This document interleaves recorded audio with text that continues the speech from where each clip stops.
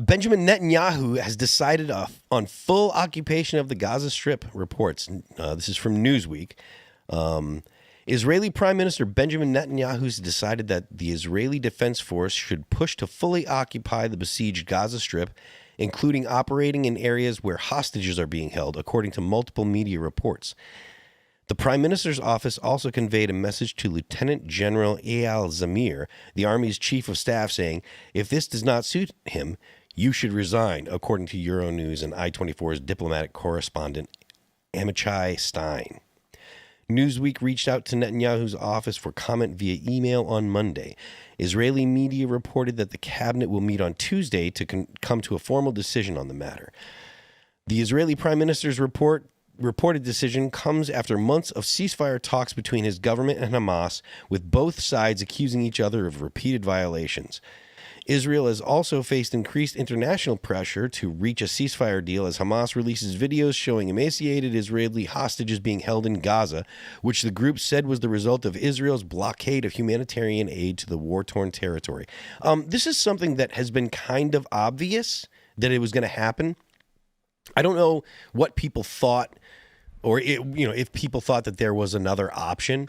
Israel's not going to allow Hamas to remain as the government.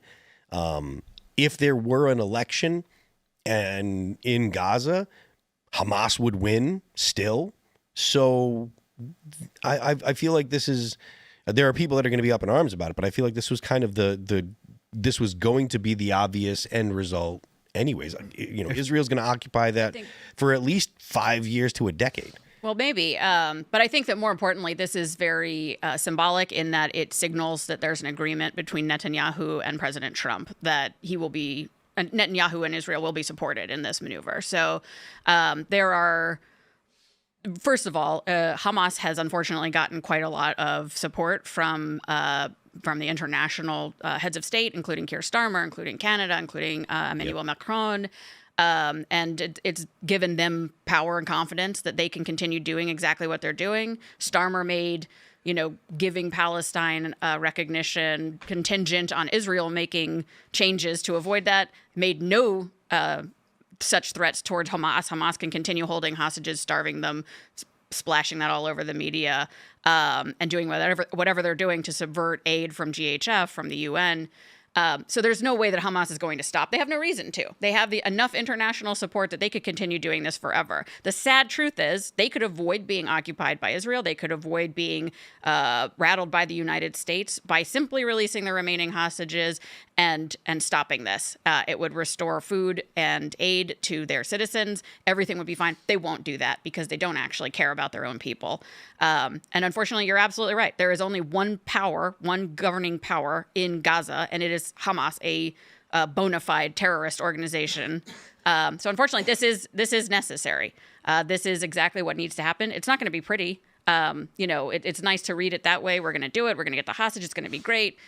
It's not gonna look great. Already Israel is facing this just enormous, international pressure about this aid. I've never heard of an aggressed nation having to help the belligerents before, but that's where we are, and the United States is there too. They're obviously, the press is terrible for them, and it's not going to get a ton better with this. But unfortunately, I think that it's down to the last option. And time's up. There's just no more time left. If the Epstein files are in Gaza, then I support it. I just need to say that for Phil. I don't think either side of this war cares about their people, and I don't want our country to have anything to do with it. I'm so tired of helping other countries right now. Our country is suffering. Ireland called for the UN to possibly go into Israel to stop Israel. Ireland? My homeland? Ireland called, the Irish Prime Minister, who looks, I mean, it's like a comedy show. He looks just like a leprechaun. He does. Yeah, like when you see it's you're a bigot. That's fine. It's not the first time someone said that. But like it looks like it's hilarious. But they were calling for the UN to go into Israel. Who makes up the military might of the UN? It's not Ireland. Does Ireland have planes and tanks? No. Also, Ireland is like still LARPing like they're oppressed in 2025. It's like, bro, the famine was like 300 years ago. I do love that people laugh so easily at like Irish people as though they weren't committing horrible terrorist acts and like just like 30 years ago. Like it was Literally. pretty Yeah, recent. But they weren't doing it to us. They were blowing up members of the royal family in a rowboat. Like things were really dark for a while. It was dark in They're Ireland. capable of a lot. That said, I don't think they have a lot of and they're military and they're like equipment. Yeah, and they're doing the LARPing with like the balaclavas and everything. I'm like, your average citizen there works at like Microsoft now. It's like, and you make like double the British salary. So it's like, all right, cool it, Yeah. O'Higgins or whatever his name is. It's like, But still, like the idea that the United States should go in again, because when you talk about the UN doing anything, what you're really saying is the United States, because the United States is the actual muscle behind the UN. well, peacekeepers is not. Peacekeepers, the majority are from like the Indian subcontinent. Well, The United States versus the UN is kind of a big deal, right? I don't think that he was. Yeah, the I don't US think that he doesn't was pledge talking about any. peacekeepers. That's the only option they would have if the UN were to intervene. It'd be hilarious. The UN peacekeepers are like the most incompetent military on planet Earth. Like people can you join imagine- just to settle And scores the with little each blue other. berets. Yes. Can you imagine Yeah. Indians in Israel? Like they wouldn't be just slaughtering Jews. Like come on, like Can't wait for the rumble and censor. if you look at the, I mean, isn't India where they have like they have a fond opinion of Adolf Hitler because well, he was fighting the they love, British? they love Hitler, but they also love Israel. They're very complicated people. Oh, they love Israel too? I Yeah. didn't know that. Dude. You go on Twitter and it's like it'll be like the lion and it's like Israel is like a cub and then India behind it like we got your back. I'm gonna What just part take of this Twitter are you moment- on? I'm going to take this moment to do my part here as a representative from the Foundation for Defense of Democracies, and we defend obviously Israel quite a lot as a beleaguered democracy that they are. America first is not America alone, and I think that it's really important that we continue to recognize who our democratic allies are. We have important partners in the Middle East, but no more than Israel. If we don't help Israel do everything that we can, and they depend on us to do that, very obviously, they will be destroyed much sooner than you think. And it's absolutely imperative for our own homeland security, our kitchen table issues, that we maintain the safety and security of our democratic ally in the Middle East. And I get that, Can but you- I stopped caring about other countries at this point. After Do you care about the U.S.? I do, but that is also a failed country. Can you? I don't think helping. Can you outline why? Can you just unpack why it is that you say that it's so important for Israel to be for the U.S. to support Israel? Because the reason I say this is because there's a lot of people specifically that are our viewers that aren't particularly friendly to Israel and Right. think along the lines of Shane that the U.S. should not be worried about foreign countries. Yeah. Well, so first of all, like look at Israel on a geopolitical map that's surrounded by 7 fronts, depending on the day, really, that want to destroy them. But if they get through Israel, their next target is Westerners, and specifically the United States, particularly, Iran at this particular moment. But let's think about the flag of the Houthis down there in Yemen. Literally says destroy Israel and then destroy the U.S. That's their state flag. That's what it says on it. They are very serious about that. If Israel no longer exists, if we no longer have the alliance of the IDF and of the extreme might and power of that army, then we have Iran with a nuclear weapon, and they will launch it at us as soon as they're able to. And they're not the only ones. So what would you say that what would you say to people that would push back on that and say the only reason that they hate the United States is because the United States supports Israel? It's not. And if Israel were to be destroyed, They would just stop. they would stop. That's the Osama bin Laden thinking. He was shocked when we showed up at Tora Bora and started blowing up Afghanistan after 9/11. That's not how it works. It's the same kind of thinking. They stop with Israel, but you have to understand the ideology. We're going back to extreme ideology, right? It's the same thing, only this is a different ideology, different book.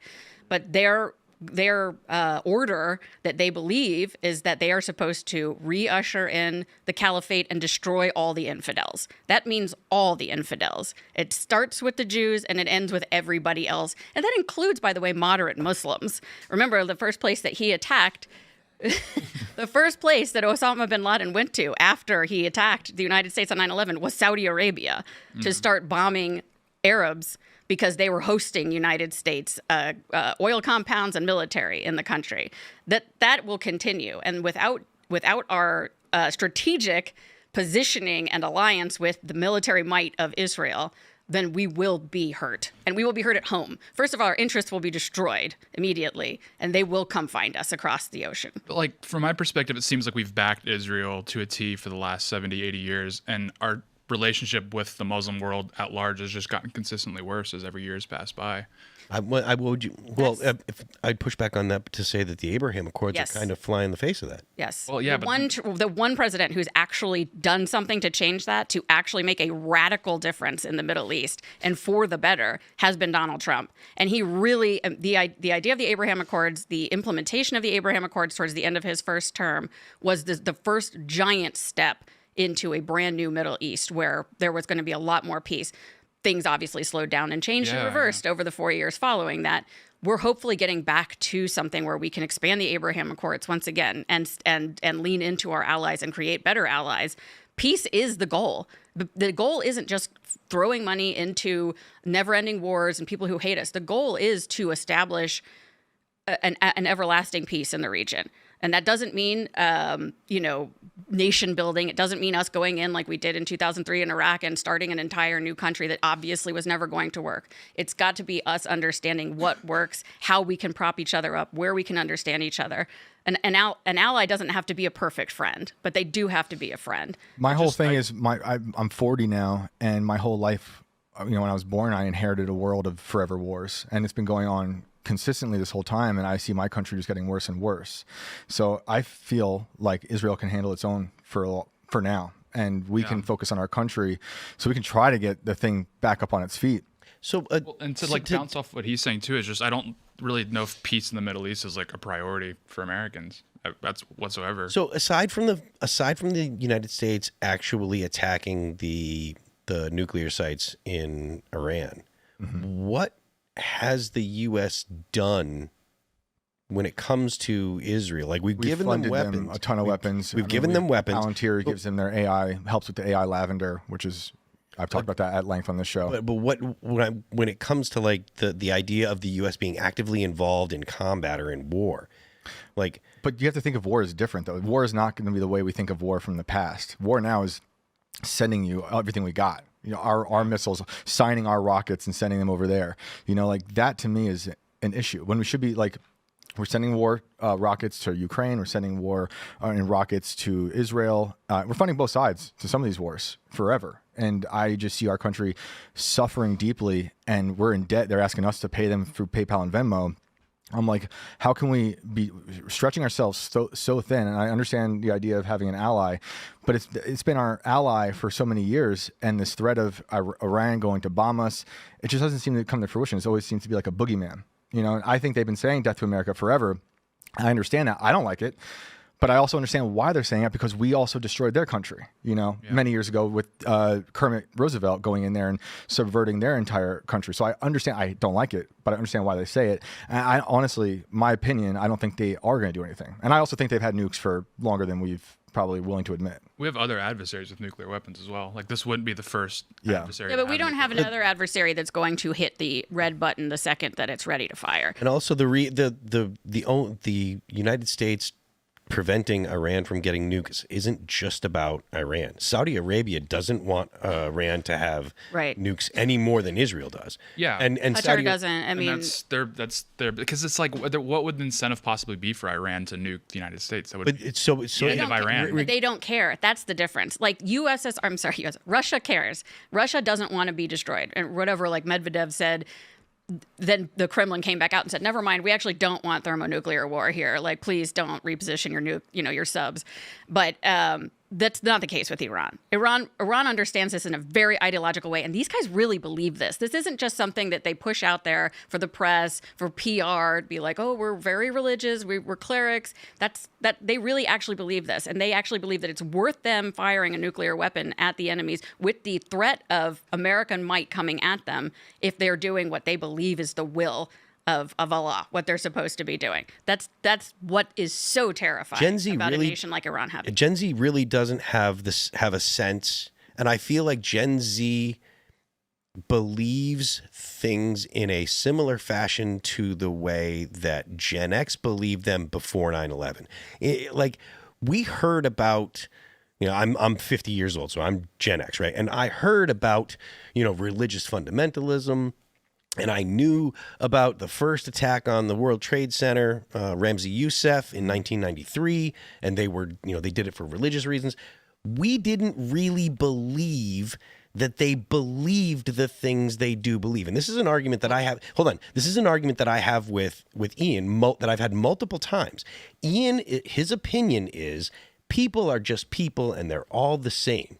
And that's not true. And the way that Gen X believed about what Gen X believed about Islamic fundamentalism is what Gen Z believes about Islamic fundamentalism now. They don't believe they actually believe it. And they really, really believe it. I'm not making an argument about Islam, because if it comes to Islamophobia, no one's more Islamophobic than me. Trust me. This is the problem, though, is there's millions and millions of Muslims pouring into Europe and America. So it's like, that should be, if we're trying to go to war with the Muslim world and Islam at large, Iran's the least of my worries. I'm worried about the millions of Muslims that are pouring into France and Germany and the United States, the United Kingdom. Well, it's like Iran. It just feels like we're shifting on the chairs on the Titanic. I think that's a really fair point. Yeah. I mean, you should be worried about that, and and that's not really an Islamophobic point. The point is that it is for me. the point is that these immigration problems and unfortunately, despite what's happened over the last 4 years with our border being completely open, these countries in Europe are facing something that's catastrophic, especially France, especially the United Kingdom, where there's literally parts of the country that you just can't even go to anymore. And it's not because they're Muslim, it's because they're literally extremists, and they were told that it's not a right, it's not a privilege. You've deserved this. Like you are born with the right to live wherever you want to live, and you have no reason to assimilate. You don't have to be French. You don't have to be British. You can just be extremist. I mean, those guys, the 7/7 bombers, were born in the United Kingdom. Yeah. I mean, this is not just it started with an immigration issue, but it also it's from this whole push of like Marxism, leftism, where we don't want to tell anybody that they're not us. Like you don't have to be like us because, everybody's okay. It's like, but actually that's the problem. When people don't want your culture, they will destroy it to bring in their own culture. And I guess another issue I have is how you would define an ally, because I understand the barbarism of some of these other countries, but Israel is also barbaric in their own way, in a modern way, where they spy on us. They've been caught spying on us. Like, I think that's not good, not a friend. And if Netanyahu Everybody were spies governor, on everybody all the time. I know, and I don't like it. And if Netanyahu were a governor in this country, we would chastise him like we chastise Cuomo or Hochul or Newsom, because he was as deranged and barbaric with the vaccine during lockdowns as they were. And I just think that's completely anti-democratic. As I'm kind of going back to like, to be an ally doesn't mean you have to be a perfect friend. You just have to be a friend. And certainly we can criticize the politics of Israel. They're very leftist in many, many ways. But the fact of the matter is they are still a real democracy in a place where that just isn't a thing. And that's very important. Again, we can tear down Netanyahu. We can tear down their COVID positions. We can tear down the fact that they have like the largest, gay pride parade. Whatever you want to do, that's fine. I don't need to live there. I just need to know that I'm safe at home because that country is safe and because their military is in place. And that requires U.S. support, both financially and physically. I hear you. I just don't feel like their safety equals our safety here. I agree. So, I mean, enough about, well, not enough, but like back to the kind of the point of it, the idea that, or what we started with, the idea of Israel governing the Gaza Strip. That was the situation up until 2005, was it, when they pulled out? Right? Yeah. 2006? Hamas versus Fatah, yeah. Yeah, so Israel was the governing authority, and they pulled, not only did they pull the military out, but they pulled actual Jewish people that had homes in the Gaza Strip. They pulled them out completely. And that was the beginning of essentially 20 years of rockets into Israel, 20 years of, there were suicide bombings for a while. Those chilled out in the past, I guess 10 years or so. But that was the first intifada. That was the second intifada is in 2006 is when that started, right? Yes. Yeah. So this kind of, the idea that Israel would go back to that after 20 years of rockets, 20 years of terrorist attacks, and then October 7th, I mean, was there a sense from anyone that Gaza was going to be governed by the Palestinians again? Yeah, I think that was the hope. I mean, I think that a lot of this like ceasefire talk early on was that this wasn't going to be necessary. You know, that Hamas would be like, okay, you've killed enough of us. Like, we're done. Here's your hostages back. We're really sorry about October 7th. Like, please leave us alone. I think that was at some point like a true hope that, and then we would give power back to the Gazans to like bring somebody else in besides Hamas. I mean, there was talk of the Palestinian Authority in the West Bank, but like they don't have a whole lot of power. And no. If I understand correctly, they get murdered by the Palestinians on the regular. There's no chance of any kind of like fair installment of power in Gaza right now. I mean, it's just, I mean, so at this point, time's up. What's the alternative? There isn't one. I mean, either that or we just Israel just lays down and says, all right, kill the rest of the hostages and just keep bombing us, I guess. I mean, that's the only other choice. I mean, I guess so. I like I said, I kind of figured that was going to be the situation because, you know, they had allowed the Gazans or the Palestinians to be the authority there, and you got a terrorist organization in charge. I think they really hoped that it was going to work out that first time, and it just, you know, clearly didn't. Yeah, they underestimated the IQ rankings in Gaza. Unfortunately, it's like 80. Yeah, like the West Bank and Gaza is like two completely different stock of Palestinians. I could go into that length, but But in short, yeah, when the split happened, the West Bank kept a lot of the academics, and there's like a sizable Christian population, or there was a sizable Christian population. And then Gaza, unfortunately, with what happened, the stock there is not built for democracy by any stretch of the imagination. They're built for fighting, which is, you know, that's how a lot of the world is. And it is what it is. Like, you can't blanket democracy across the entire world. It truly is amazing to me, like having just recently like been in a car driving from Tel Aviv to Jerusalem. Like, it is a very small country. And when you look at the small country and then you look at how small the Gaza Strip is and just its ability to produce this level of violence and disruption to the world is truly remarkable. Yeah. So I mean, that's kind of the big problem is there's no partner for peace, so to speak. I mean, you also look at it from the Palestinian perspective of like, if you had this territory for 2,000 years or whatnot, and then people rolled up, backed by colonial powers, and created a country there, you'd probably get radicalized too. But that's not a justification, obviously, for holding hostages or killing innocent civilians. No, and that's not even really what, I mean, yes, they use that term like settlers, but most of this, the extremism begets extremism. Right. Like, I'm not like, it didn't even start not endorsing with that view. They just like, that was like a recent like adoption that they were like, you know what, we were here first. Like, I'm not endorsing that view. Much before that, it was about like the infidel. Like it's really more about, you know, you like these extreme philosophers of Islamism, like, you know, Sayyid Qutb from Egypt, who were like basically just everything Islamist is evil and wrong, and that's where this all started. Well, and now it's like, the settlers. But when was outside of Europe, like that guy was like born in the 20s. I mean, he started. But these are the books that they read. I mean, these are the philosophies that they live by. I mean, because outside of Europe until like 150, 200 years ago, nationalism wasn't even really a consideration anywhere, broadly speaking. Outside of like the Far East. So like we've tried to export. Well, I don't know if we tried, but we've exported a method of conceptualizing a nation that doesn't come inherently to. So it was all about so it was tribalism then.